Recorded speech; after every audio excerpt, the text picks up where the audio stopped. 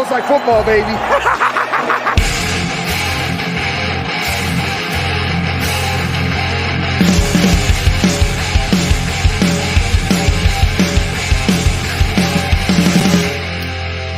What up, everybody? Welcome into the Fantasy Football Smackdown. If you're watching us live on YouTube, hopefully we're on YouTube right now. First time I've had to control this. You're listening on Monday, February 15th, Tuesday on the podcast. I'm your host, Kyle August, and with me now, as always, it's Jake. Rip your heart out. Jake, Rip, what up? Kyle, that was nice. Keeping it fresh with the intro 2 times in a row. I love it, man. How you doing? Nah, doing pretty good. I got to compete with the man of the hour, the man with the power, our buddies over at the Dynasty Warzone. So I'll be working on I'll be working on some intros for you. Just let me know what you like best. All right. Beautiful. I love it. Speaking of the DWZ, if you missed last week's episode, it was the first episode of season 2 as we kicked off.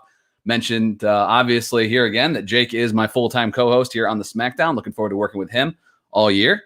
And we're bringing the SmackDown to the DWZ Football Network with Memphis, Jerry, and the guys. We're going to be bringing you this show, the Warzone, every single week, and a variety of other great podcasts to get you covered for pretty much from top to bottom, to from betting to rookies and DFS, Dynasty, and obviously here with a little redraft spin. But man, this is fun. Being live is weird. I got to make sure, like Jerry always talks about, try not to pick my nose too much and everything. But I'm just trying to look fresh and not nervous and yeah. not mess with my hair too much. Yeah, I'm sure I will. I'll look back at this and find all sorts of weird stuff, but that I keep doing and not noticing. But anyway, on today's show, we're going to be covering the coaching changes heading into 2021. The Warzone guys looked at this from a dynasty perspective last Wednesday. If you missed that, it was a great show. But we're going to be giving this a little bit of a different spin. We're going to be grading these head coaches, giving a little bit more insight on direct impact right away in 2021, and taking a look at a few offensive coordinators as well. But I got a special guest on the podcast. He is the Godfather himself.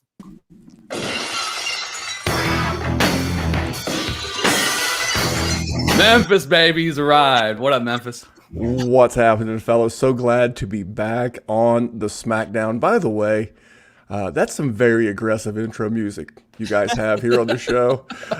As you hit me with the Stone Cold music, it reminded me of good old JR. It's like business is about to pick up. You hear that SmackDown music, that guitar riff. I'm like, yeah, all right, we're gonna get something good here. By God, that man's got a family.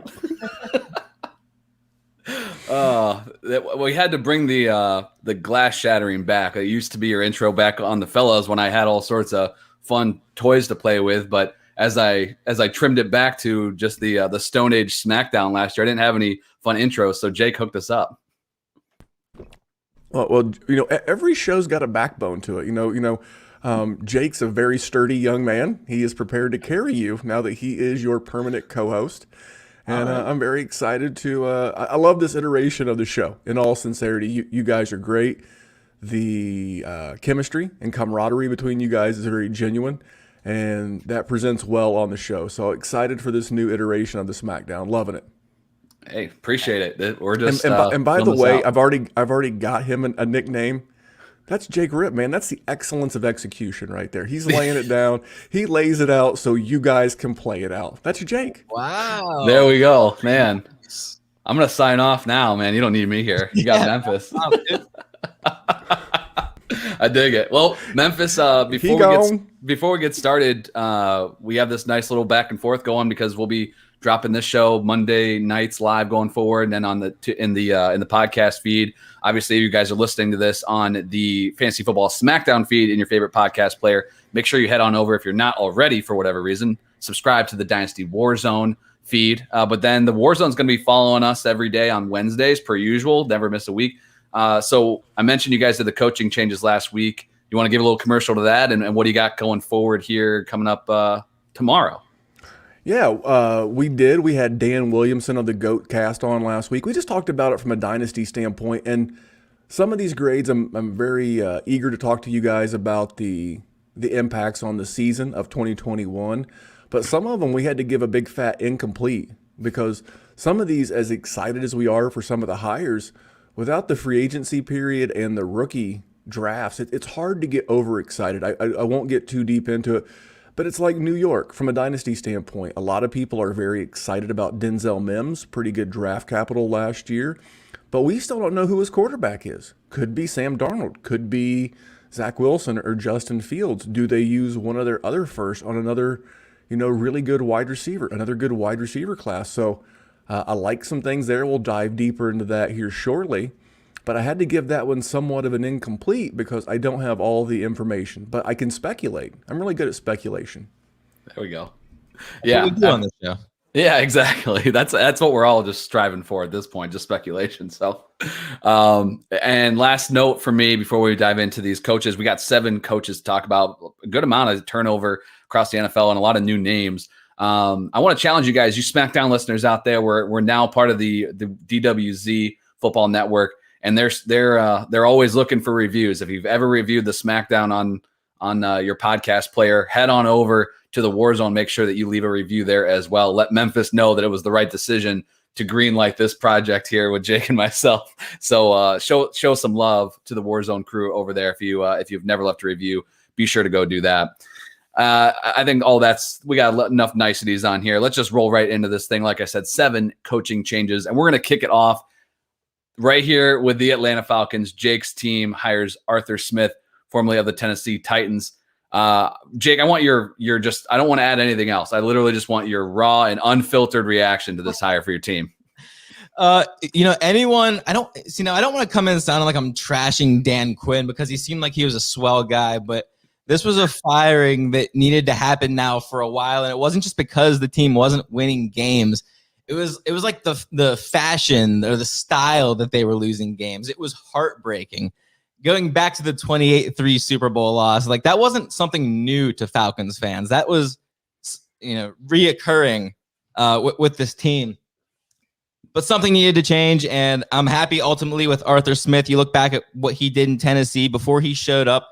The team was 25th in offensive scoring in 2018. Then all of a sudden, Arthur Smith, offensive coordinator, along with a couple other moves. We'll get into that in a second. But now the team is 12th overall in scoring. In 2020, they're 4th overall in scoring.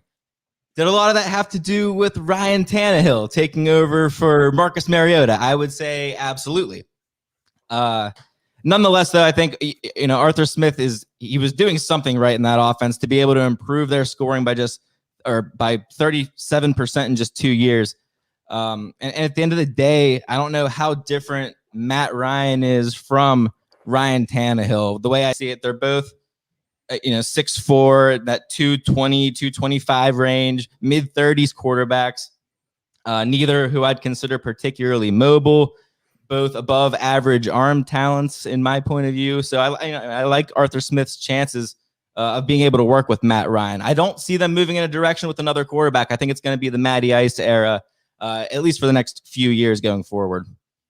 Yeah, you mentioned just 2 years as the offensive coordinator in Tennessee. The guy kind of came out of nowhere. I remember when we did this show a few years back and we were looking at OC changes and we're like, okay, Arthur Smith comes in, replaces Matt LaFleur, and who is this guy, right? He was a tight ends coach for a handful of seasons there in Tennessee, promoted from within, and then it was gangbusters, man. This offense definitely turning around. It's going to be interesting to see as they brought their offensive coordinator by title is Dave Regrone, who was here in Chicago, and he was only a quarterbacks coach, passing game coordinator since 2016. Nagy actually kept him on this staff, but he's never been an offensive coordinator before. But Arthur Smith's going to continue to call plays, which is something we've seen some mixed results on even in recent years of these guys that are great play callers come in as the head coach. They got to wear a lot of hats, but they continue to roll with that with the play calling duties. Memphis, before we dive into this a little further and give our grades, what was your thoughts on this hiring by Arthur Smith, a name that kind of rose quick through the coaching ranks? Well, for me, it was my second favorite. I mean, this was an offense that was in all sorts of disarray, and he came in and he was. I don't want to give anyone credit because the players play, but he was the one who really freed the beast that is Derrick Henry. I think it was Mike Mularkey, if I remember correctly, was the head coach and had a lot of control on the team, and he wanted to give the ball to DeMarco Murray or Dion Lewis, and Arthur Smith was like, what in the blue hell are you doing? And in 2020, The Tennessee Titans were one of 3 teams to rush the ball more than they passed the ball.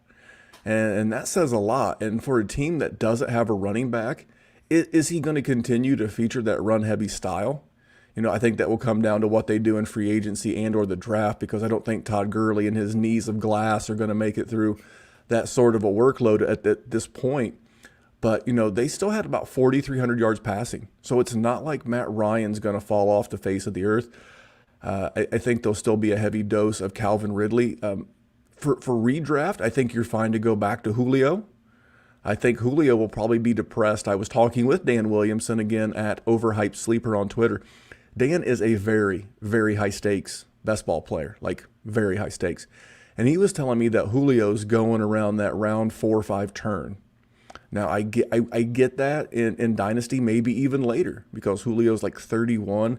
But for a guy who plays in a dome 8 games a year, including a 9th game in New Orleans, plus a couple of good weather games potentially in Tampa Bay and Carolina, I mean, you're looking at a guy who 3/4 of his games. And why does that matter? Well, in a seasonal league, ask Baker Mayfield and the Cleveland Browns players how it mattered that 3-week home game stretch where the winds averaged like 30 miles an hour a game, and you couldn't use what we call nowadays the forward pass. So I think this will be good overall things for this entire offense. And we were talking before Kyle hit the record button, which it's nice to have someone else hit the record button. I'll be quite honest.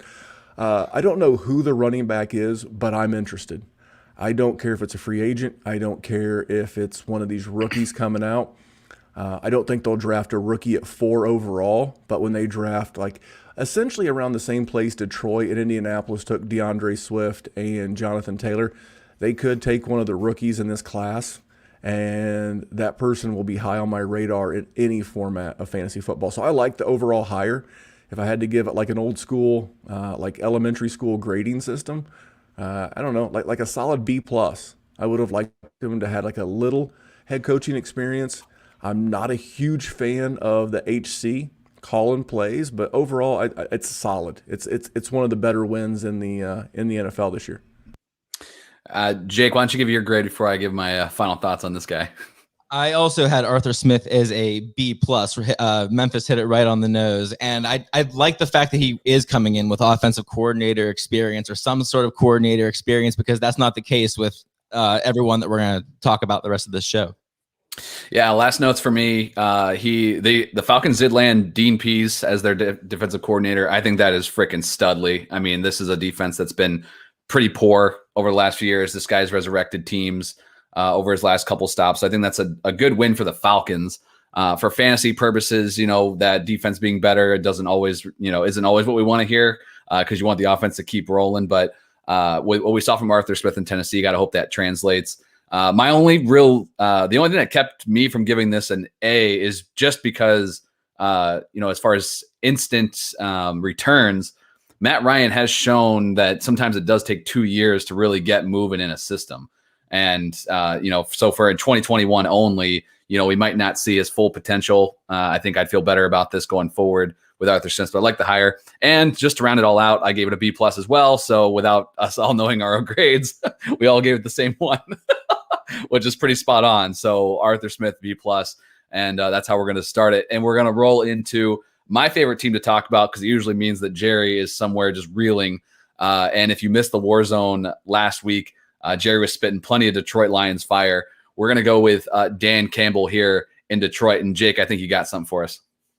Yeah, by now, most of the people listening have heard the introductory press conference that Dan Campbell laid out, and kind of is infamous at this point, introductory press conference. But we're going to play that real quick and get Memphis' thoughts on it. All right, and so this team's going to be built on, we're going to kick you in the teeth, all right? And when you punch us back, we're going to smile at you. And when you knock us down, we're going to get up. And on the way up, we're going to bite a kneecap off, all right? And we're going to stand up, and then it's going to take 2 more shots to knock us down. We're going to kick you in the teeth. And when you punch us back, we're going to smile at you. And when you knock us down, we're going to take your other kneecap, bite a kneecap off, and we're going to stand up. And then it's going to take 2 more shots to knock us down. And on the way up, we're going to take your other kneecap, bite a kneecap off. We're going to kick you in the teeth. And when you punch us back, we're going to smile at you. And when you knock us down, and we're going to get up, and then it's going to take 3 shots to get us down. And when we do, we're going to take another hunk out of you. Before before long, we're going to be the last one standing.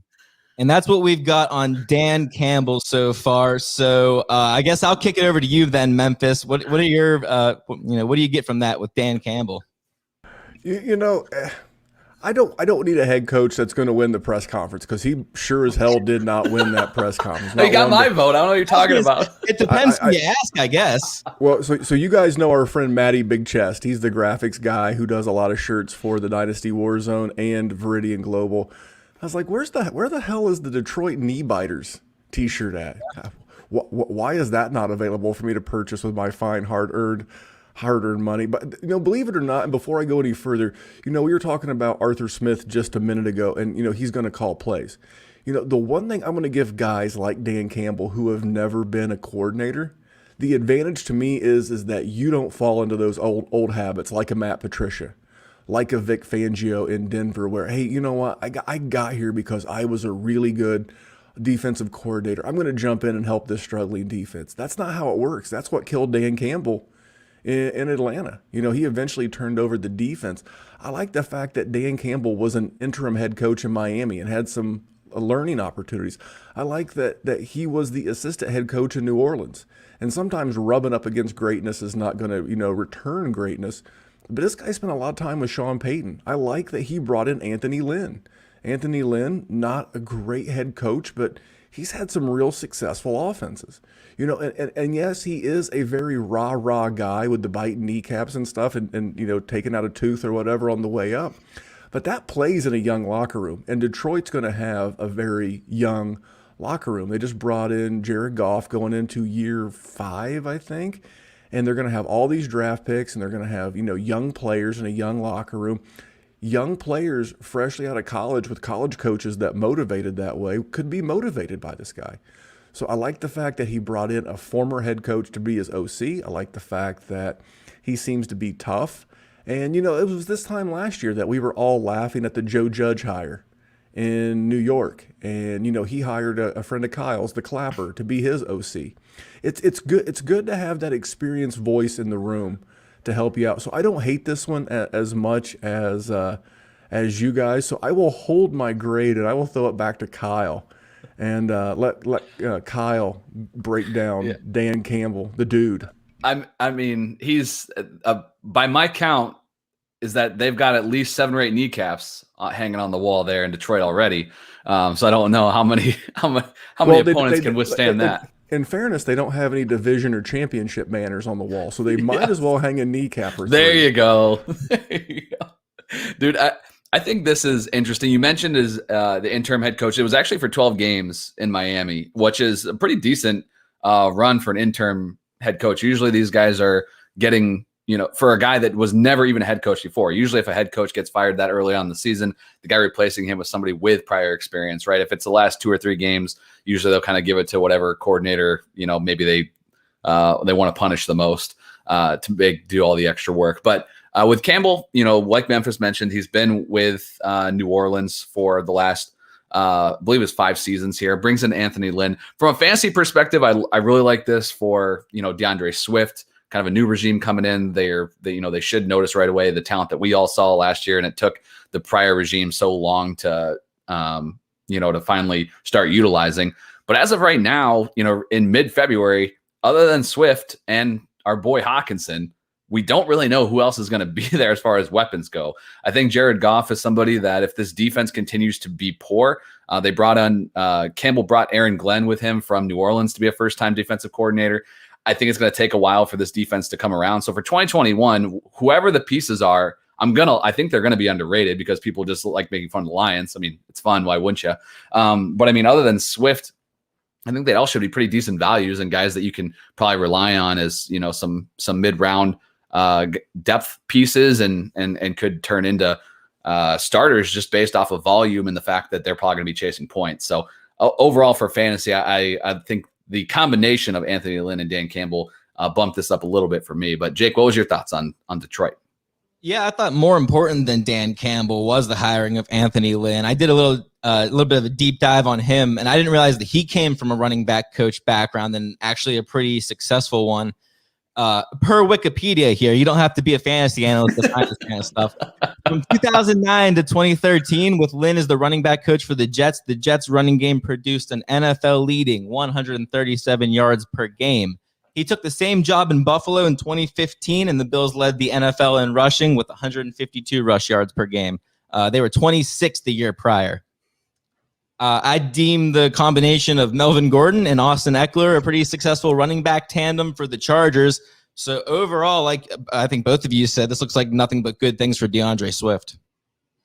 Yeah, I think Swift's going to be a hot name, and he already is in the dynasty community. He's going to be up there come redraft season. So let's kick it around the horn for some grades. Memphis, did you have a grade for Mr. Campbell?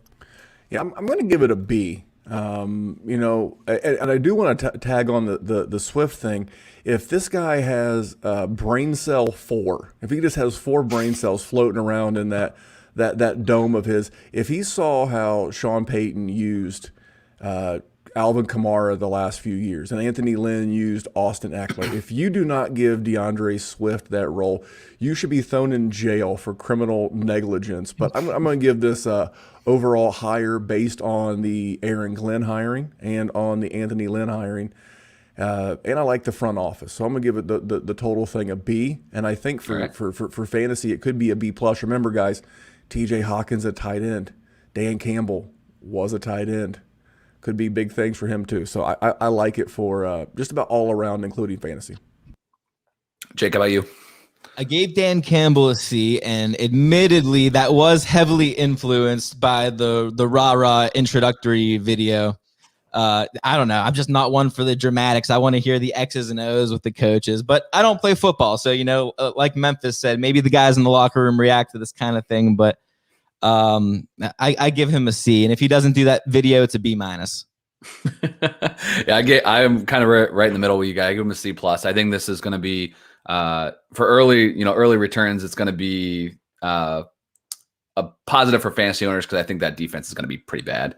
But we'll see how this one rolls out. And you could always bet against Detroit. You come out on top more often than not, unfortunately. So let's move to Houston. This is a head coaching hire that kind of came out of nowhere for a lot of people. If you're following along to the carousel of head coaches, Houston, who has just been an absolute mess pretty much for a year, they went ahead and hired longtime head coach. I believe he's already the second oldest head coach now in the league, David Culley. He's never been a head coach before and is getting his chance in Houston, and hopefully he gets to coach Deshaun Watson. But Jake, what was your thoughts on Culley? And we don't have a lot to go off of, but what do you have on him? Yeah, you said it. It's kind of tough to get a read on this guy. He comes from a wide receiver coach background dating all the way back to the early 90s. I think he was with Pittsburgh, someone else. I can't remember off the top of my head.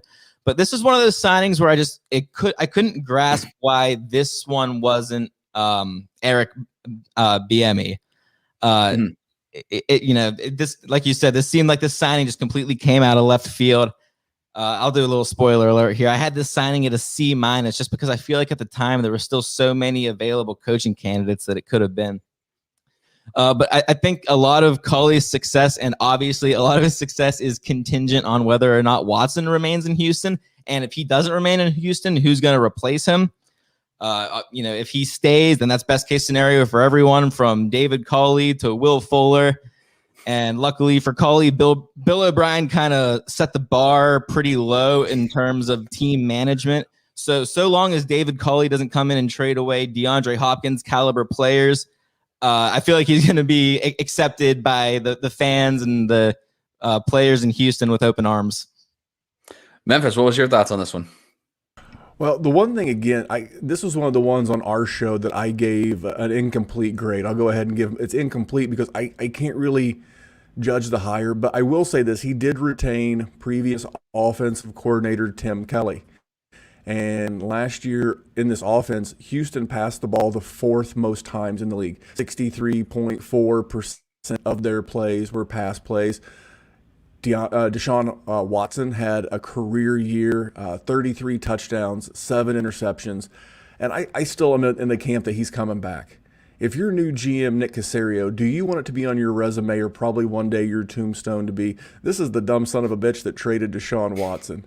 You know, that never ages well. I don't remember the guy's name. I could find, if you Google it, you could find it in a snap somewhere out there. There's the guy who drafted Sam Bowie over Michael Jordan. Those kind of that's a stink you can't get out of your resume if you make a move like that. So I'm kind of banking on Watson to come back.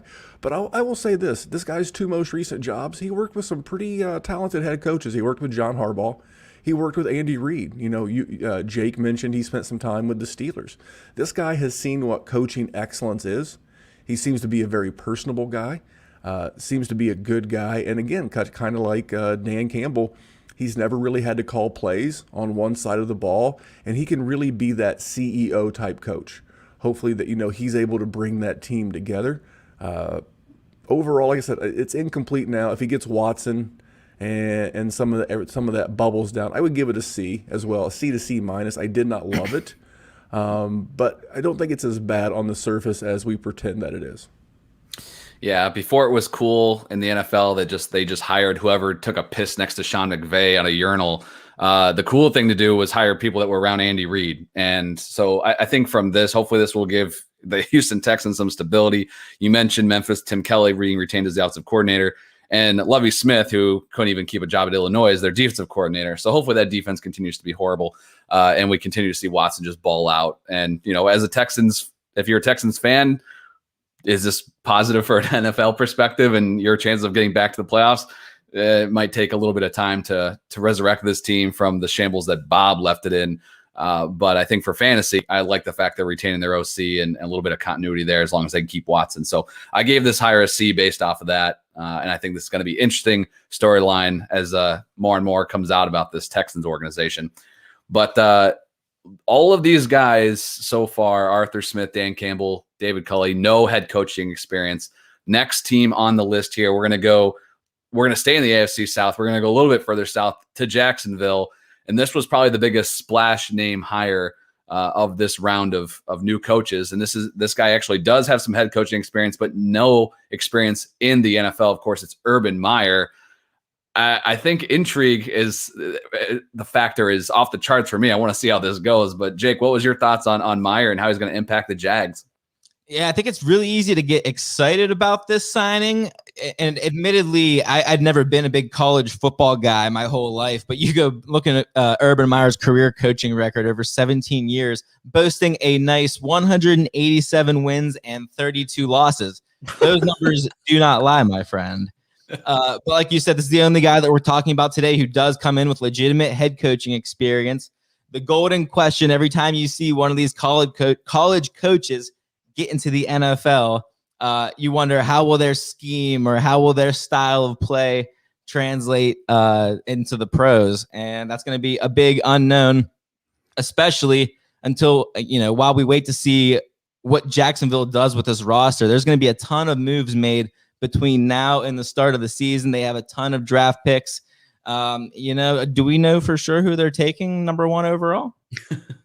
I would think so, but I haven't kicked around this idea too much, and I know Justin Fields and Urban Meyer were never at Ohio State together, but is it a possibility? Well, as a guy who is a fan of the team to most recently have the generational quarterback that was a can't miss, along with another, and ironically, mobile quarterback were the Colts taking Andrew Luck or Robert Griffin III.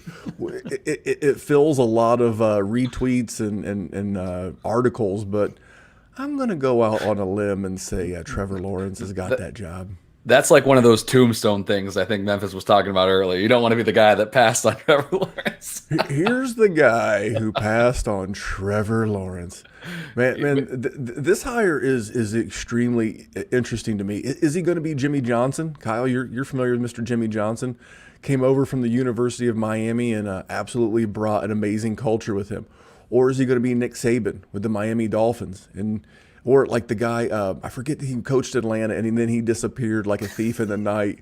Yes. And I'm drawing a blank. I can see him in Arkansas wrecking his Bobby motorcycle. Petrino, right? Bobby Petrino, thank you very much. And so you can see him with a neck brace. Is that what you're talking about? Yes. And a visor. First of all, never trust a head coach who wears a visor. Write that down, all you kids at home. If they wear a visor, it's strike one. But so Urban Meyer himself, he's a winner. The dude is a winner. The Jaguars players, again, very young, dealing with a collegiate coach, they're going to want to buy in. He has a lot of sway in the locker room. He's already had his first misstep. He brought in the strength coach, formerly of Iowa, Chris Doyle, and then had to fire him. I'm just not sure what this looks like. Is he a grinder? Like they talk about John Gruden getting to the office at 4 a.m. every morning and then leaving at 10 p.m. or not even leaving and sleeping on the couch. Is a guy with his medical conditions, that pulled him out of the college ranks. Is he going to be able to work that, that type of a lifestyle? I don't know. Maybe he's more of the Bruce Arians. We're out at 5. No risk it, no biscuit. Have a scotch. But I don't know. But I do like the fact that he brought in Darrell Bevell, formerly of the Detroit Lions, as the offensive coordinator. I believe Darrell Bevell had a head coaching stint at one time. Maybe it was interim. I don't remember. But again, he's a very tenured NFL, offensive coordinator. Matt Stafford, it was alleged that part of the reason why Matt Stafford wanted to leave Detroit is that they didn't retain the services of Darrell Bevell. So obviously very highly thought of. It's just going to be fascinating. Jake mentioned it, tons of draft capital. I think they've got 6 picks inside the top 100, if I remember correctly. And there's going to be a revamp. So for a redraft standpoint, some guys that what's the term you guys use a lot, post-hype sleeper? I think there's going to be a lot of post-hype sleeper around a guy like DJ Chark. No offense to the mustache, no offense to Gardner Minshew, but there is a reason why you came into the league the way that you did, and there's a reason why Trevor Lawrence is coming into the league the way that he is. It's going to be a high tide raises all boats. So I could see this very, very good for James Robinson, very good for DJ Chark, very good for Laviska Shenault, and then we'll see what they do with those picks, because I know that defense was a hot, wet, moist pile of trash. So we'll see what they do, but overall, I would give this higher. Initially I would have gave it like a B+, A-, but due to some missteps and some things I've already seen that were the health concerns and stuff, I'm going to give it a B. It's just a solid B. It's above average with upside. It's a B with upside. How about that? We all love upside in fantasy football. So I wish I would have got more of those grades in school. Kyle, he's a B student, but he's got some upside. Thanks. Well, hold on. If you'd have told your mom, you brought home your report card with some notes and had a B, but it said Kyle has upside. What parent hates that? What parent hates a kid with upside? I mean, fantasy Twitter would have loved me. It's worse than Kyle is so much better than the B I put on this report card. Would have been even funnier with a bad grade. Like he comes home with a D, but he's got massive upside. Yeah, he's like the Josh Gordon of my class. Oh, I was gonna say Corey Davis. He's the Corey Davis of. He's woefully underproduced. He's capable of so much more. Yeah. This hire is is interesting to me just because out of all the guys we've talked about and we're gonna get to here in a moment, the guy just has no NFL experience, but he's the biggest name of the entire group. And we've seen coaches come in. Memphis mentioned a few. You look back, Chip Kelly set the world on fire, and then before you know it, the dude was not to be heard from again. Obviously you have Pete Carroll up there in Seattle, continues to get it done year after year, but for me with Jacksonville and Meyer, I'm just a little unsure. I like Bevell being there. We saw him in Seattle before Detroit, and it was he's only runs the ball, right? Then he got to Detroit and just completely changed the game, right? Went to his strengths. We saw Meyer obviously at Ohio State run the spread offense. Hopefully that they bring some excitement for fantasy owners and offenses clicking to keep up with that horrible defense. But this is the one I'm just the most unsure of because I always feel uneasy about these college coaches making a jump, especially one as mysterious as Urban Meyer. It feels like the guy's always got something else going on. So I gave this a C-, just because I really, this is the one I'm probably most unsure of. Jake, why don't you wrap up this discussion? What was your grade on Meyer? Man, I gave the signing an A. It's not even so much because of who Urban Meyer is or what he brings to the Jaguars, but I feel like he's being put into a position where he's gonna be able to succeed. If I was gonna put money on Urban Meyer and Trevor Lawrence joining this team, name whoever you want. This is good for Laviska Shenault. This is good for DJ Chark. You said it, this is good for James Robinson. It's gonna just naturally improve everyone around him. I'll be honest with you, and this could be a little hot takey. I think even if Doug Marrone would have hung around for this year, Jacksonville might have been able to win 5 games They're just at a spot right now where they were going to have a coaching change regardless. Urban Meyer's the guy, and I think he's going to be set up for success. Nice job, Jacksonville. All right, here's hoping. I hope you're right, Jake, because this is the one I'm most interested in, that one for sure. But this next one up, we're going to LA. We're going to the Chargers. Brandon Staley.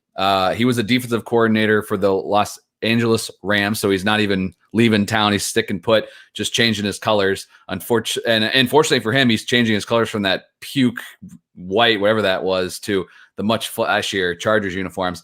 And this is a guy that unknowingly I might have given him bulletin board material last year, because after the Rams got rid of old son of a bum, Wade Phillips, I've always just been like, hey, this Rams defense, it's just got two guys. It's Ramsey, Donald. That's it, right? And I was just all on the Jared Goff train. I'm like, they're going to have to throw because this defense is going to suck. Well, I was wrong. The defense was awesome, and he earned himself a head coaching gig after just 1 year as a defensive coordinator. Spent a few previous seasons before that as linebackers coach in Chicago and then Denver. But he brings on Joe Lombardi, Jerry favorite, if you listen to last week's Dynasty Warzone, as the offensive coordinator. Lombardi was previously in New Orleans as a quarterbacks coach since 2016. So we got our first real, some of these guys weren't necessarily coordinators, but a lot of guys on the offensive side of the ball. We got our first defensive side of the ball head coach here in Brandon Staley. Jake, what was your thoughts on this hire by the Chargers?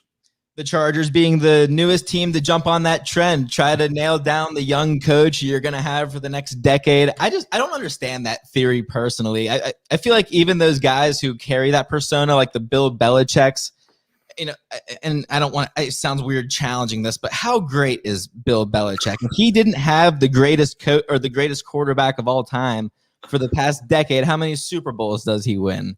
No one thought of him as this mastermind in Cleveland. I'm not going to dump on Bill Belichick through this whole thing, but just 38 years old, 1 year of defensive coordinator experience under his belt. With the Rams defense allowed the least amount of points in the league in 2020. I like everything he does from the defensive side of the ball. But from a fantasy perspective, I guess we have to look towards the offensive coordinator signing and Joe Lombardi. He's got a total of 14 years spent in New Orleans. In 2014, hired as the offensive coordinator for Detroit before getting fired after a 1-6 start. So not exactly a sexy resume coming into Los Angeles, but I suppose what you're hoping for is that coming from New Orleans, like you mentioned before, Memphis, that maybe this is just that push for Austin Eckler to take on that Alvin Kamara role. And if we saw that happen, then Alvin Kamara is the winner in that situation. Well, this right here, spoiler alert, this is my favorite hire of the offseason. So not long after he got the job, he had an interview. He was kind of doing the car wash where he was going on a lot of shows doing an interview. And I heard an interview with this guy, and I was just really, really impressed with the way that he talked about coaching and leading. And I was just like, man, this is really good. Then I dug in. So the Rams defense under the son of the bum, Wade Phillips, they were 17th in overall defense in 2019. So then what happened? Well, the Rams lost some playmakers, man. They lost Corey Littleton. They initially lost Michael Brockers. They end up getting him back. They lost Dante Fowler, their edge rusher. They brought in Castoff from the Bears, Floyd. And what did this guy do? He turned this into the number one defense in football, like number one against the rush and number 3 against the pass.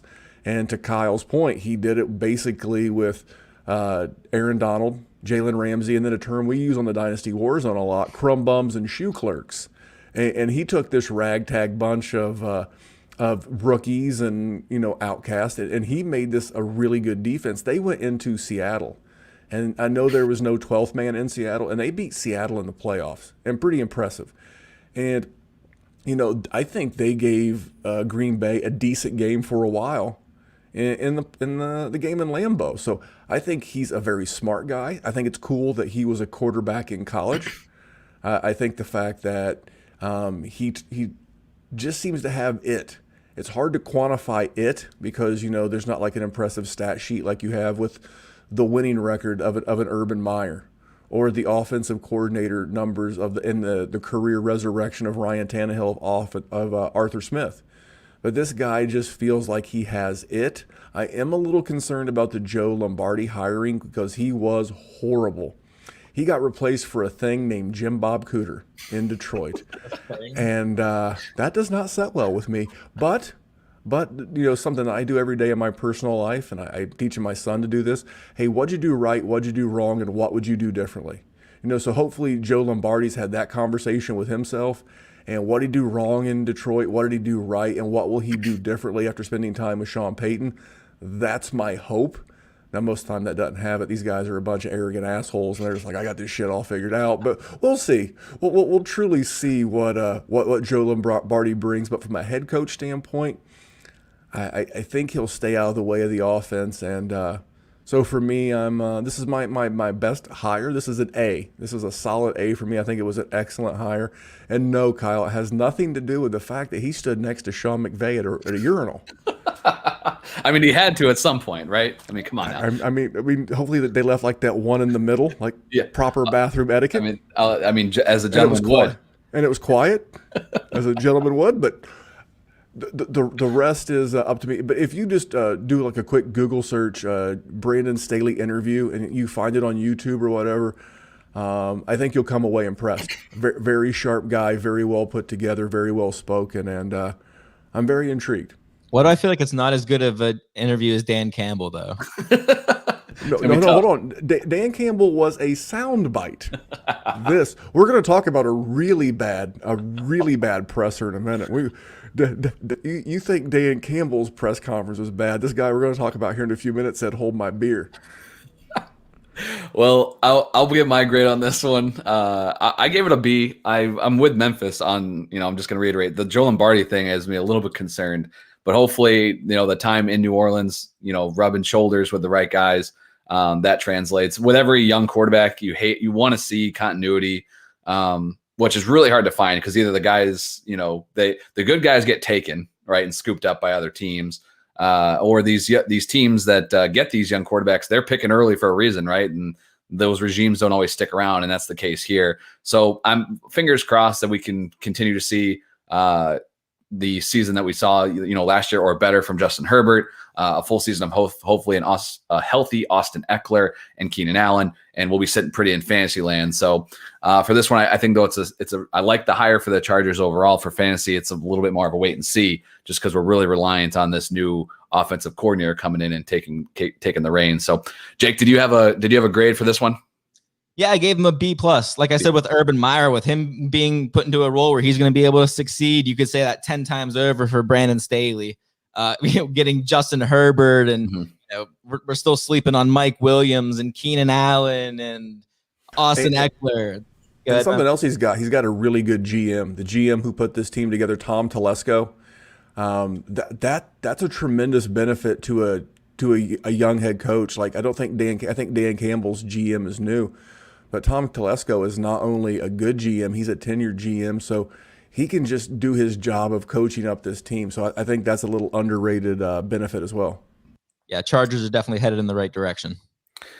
A team that hopes they're heading in the right direction is the Jets, because my God, there's nowhere to go but up. But they hired Robert Saleh from the San Francisco 49ers. He's been their defensive coordinator since 2017.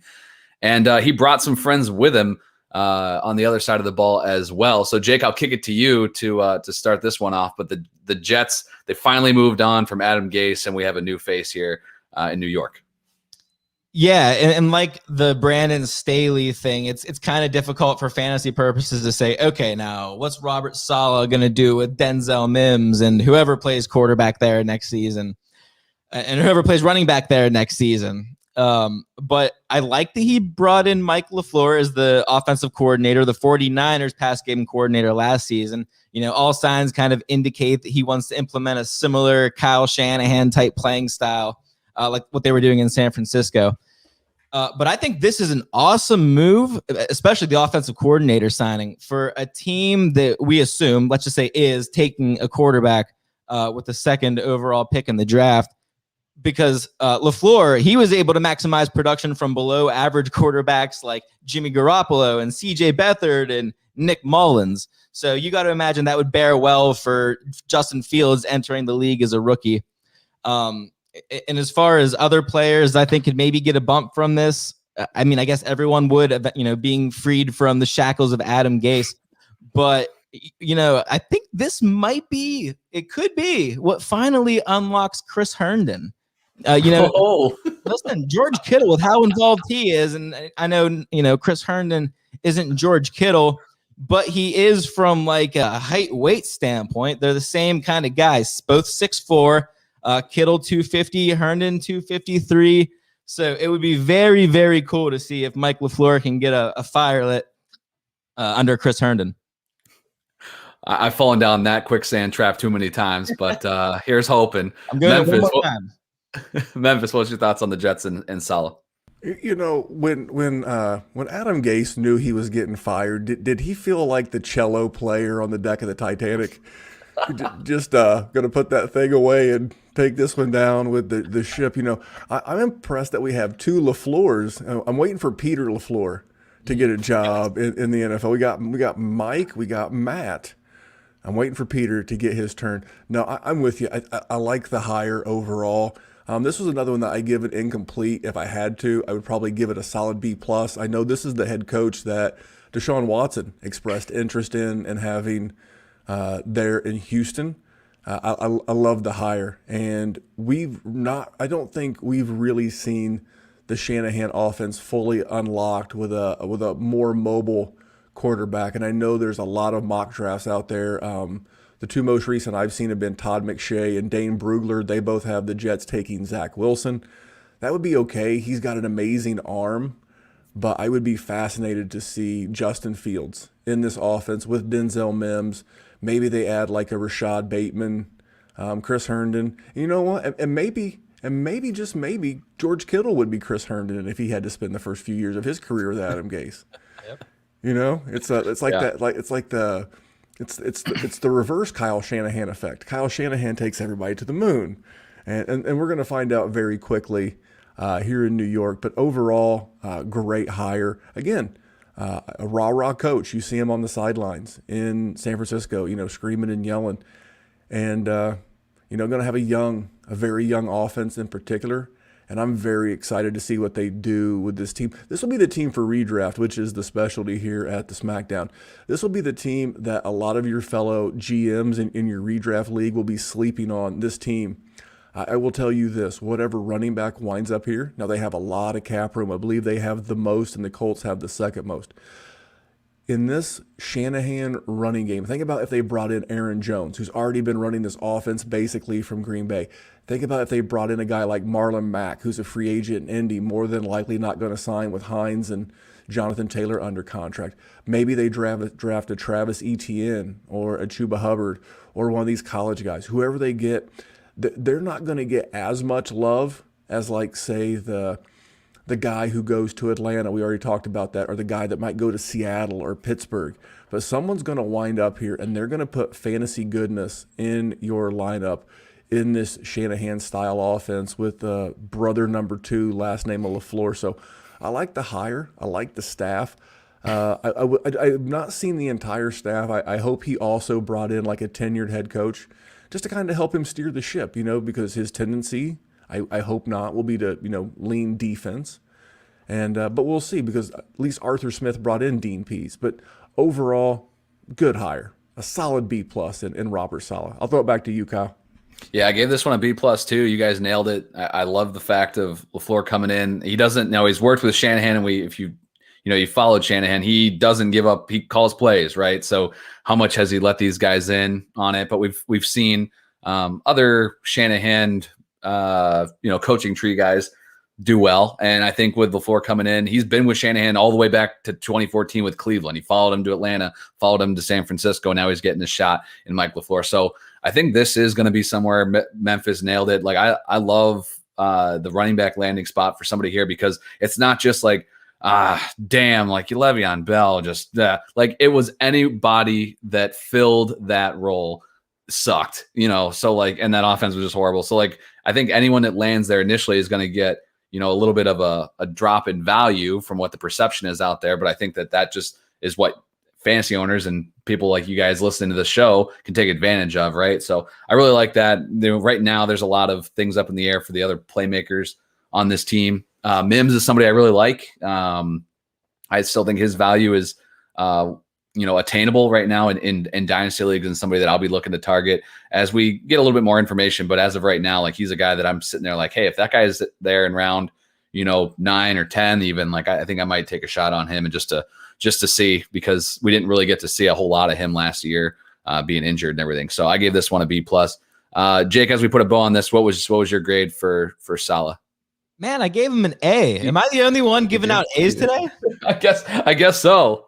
Jake, we hooked up Staley. I gave Staley an A. So did you? At least 2. Yeah, that was my 1A. I'm a very tough critic. I thought that was a B+. No. Staley was an A. Not even an A-. Solid A. The fact that they're going from Adam Gase to one of the most highly coveted coaches in the league, I'll give him an A. Good job, Jets.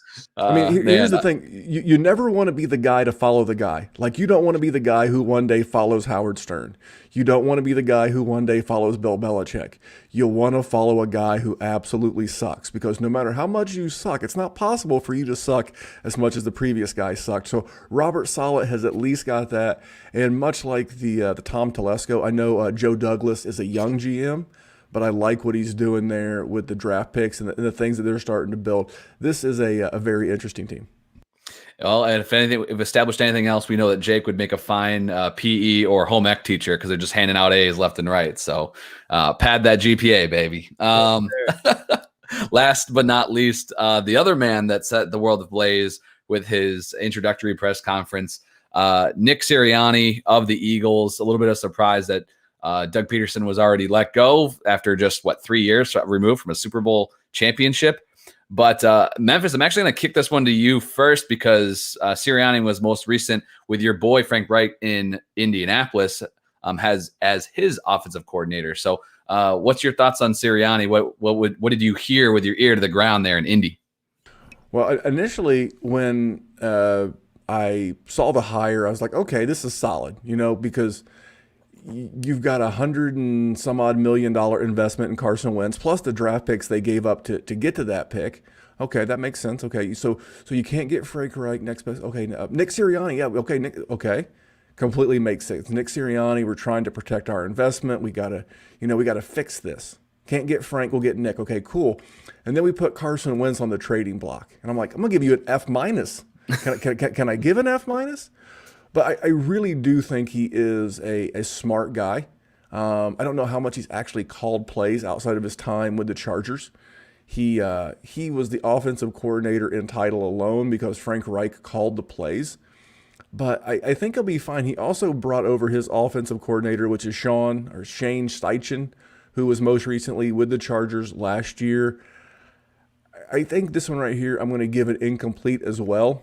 Don't let the press conference fool you. This is a really smart guy.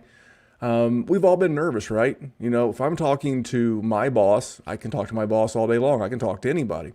But when I'm talking to my boss's boss or the owner of the company, even me, who's someone who's very verbose, we will get a little, I'll get a little dry mouth. I'll get a little nervous.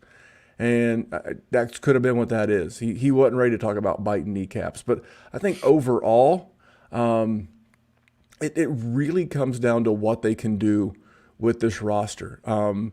Don't blame Nick Sirianni and don't blame Justin Fields or whoever the quarterback winds up being. I've seen mock drafts with them taking a QB at 6 with the 6th overall pick. Don't blame it on him. He was brought in to coach Carson Wentz. At least I would think so. And now Carson Wentz is going to be gone. So he's coming in, you get hired, you're like, cool, you tell your wife, hey, we're moving to Philadelphia. Hey, that's going to be great. Yeah. We're buying a house. We're going to be working with Carson. Frank talks so highly of him. And you walk in and you're like, hey, we're trading Carson Wentz. And you spent like the last, 10 days of your life, thinking about all the conversations you've had with Frank Reich about how we're going to, revamp Carson Wentz. And you're like, cool.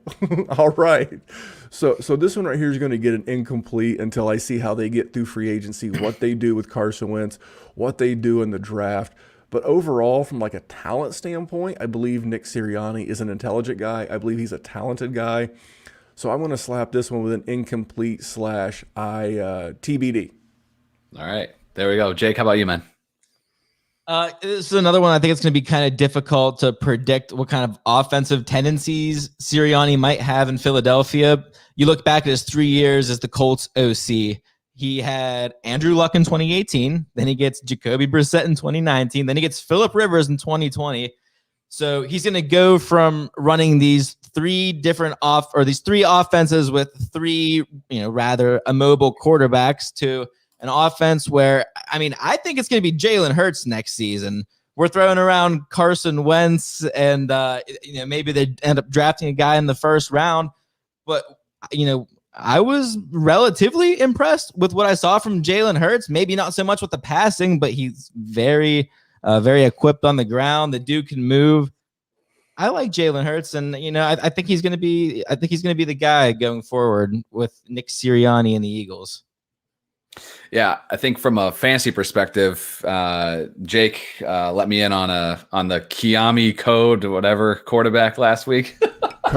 Oh my god, Konami, like the video game manufacturer. No, yeah, I know. Konami code. Okay, all right. It's funnier if I just what's this here, Konami to learn. Konami. Yeah.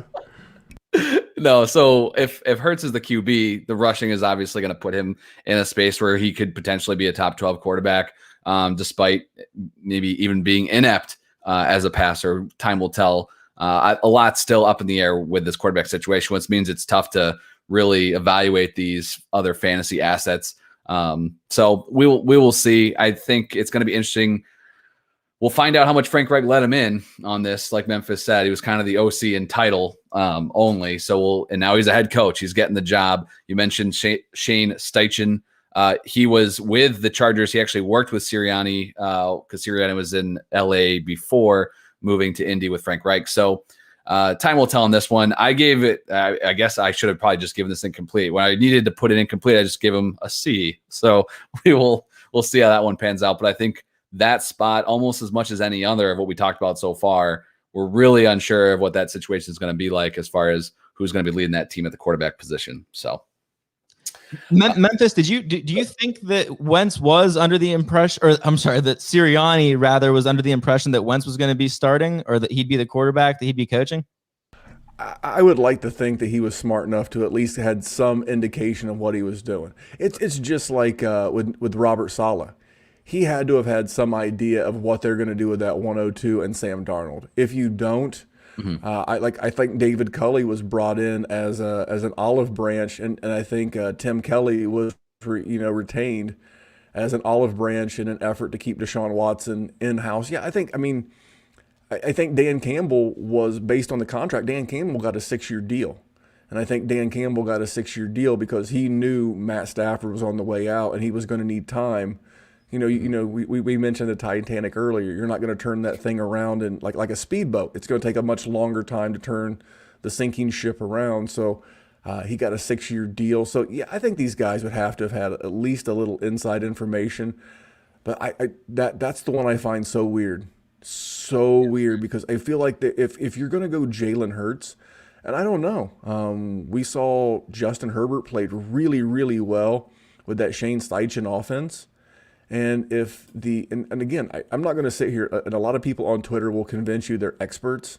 I mean, these are people who can't roll a proper burrito, but they'll tell you what NFL GM should be doing. And I'll be curious to see what they do with 6 overall. If they go with Jamar Chase, then we're clearly going to be rolling full speed ahead into 2021 with Jalen Hurts. But if Justin Fields is there or Trey Lance is there, well, you know what? Maybe you draft I don't say he's really developmental, but I don't think he's ready day one like Trey Lance. You draft Trey Lance, you let Justin Hurts do his thing, and then when he inevitably does his thing, you can make some decisions. If he kills it, cool.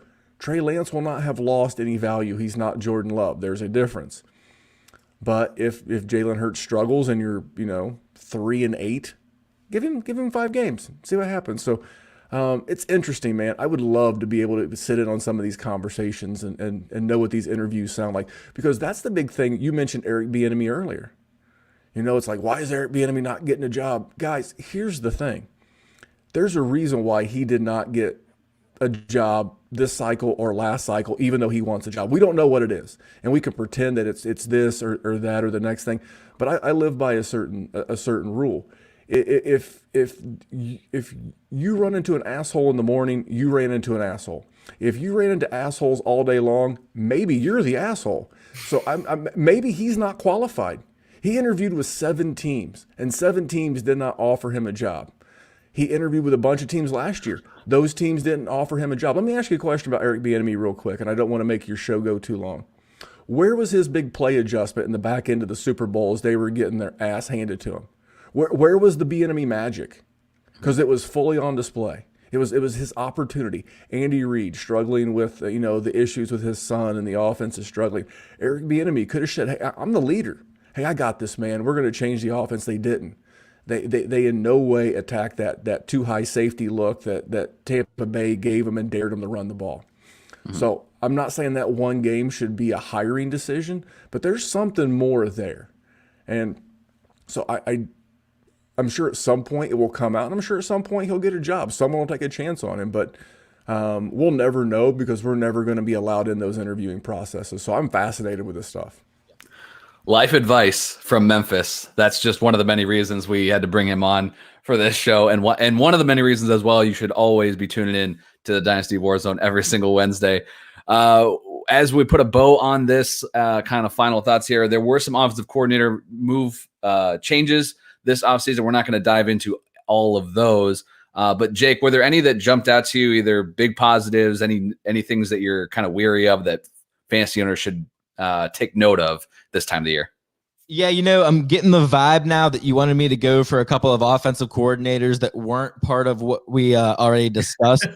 Either way, it's fine. But the offensive coordinators, the offensive coordinators that I liked a lot were Mike LaFleur and Anthony Lynn. I think that those two are going to be big roles for their respective offenses, and it's going to mean big things for fantasy.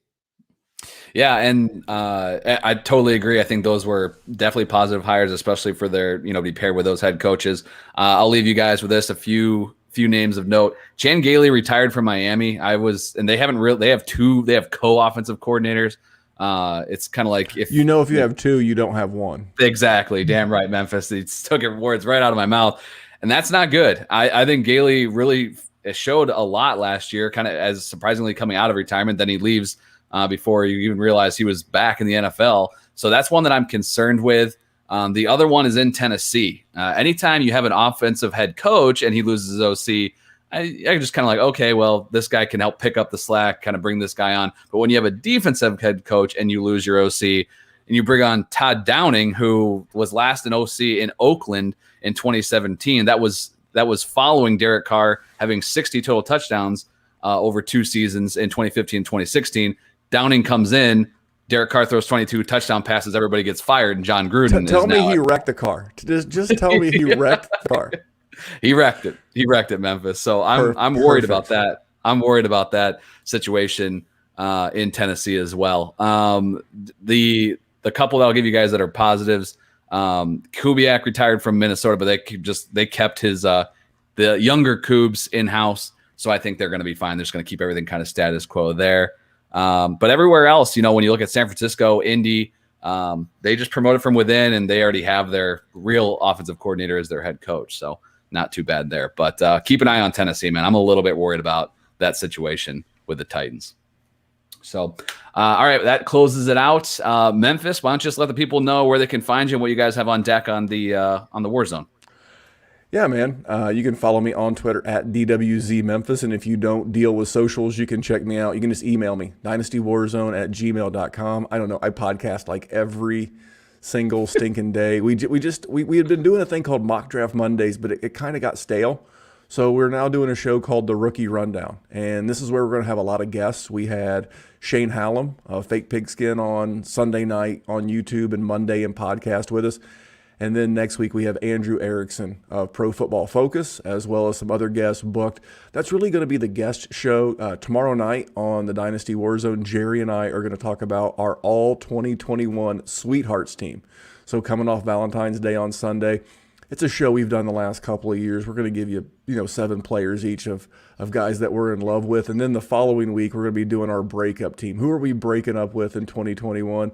So we got some cool stuff, and then by that point, we'll be rolling into free agency, man. But we're just excited to be hanging out with you.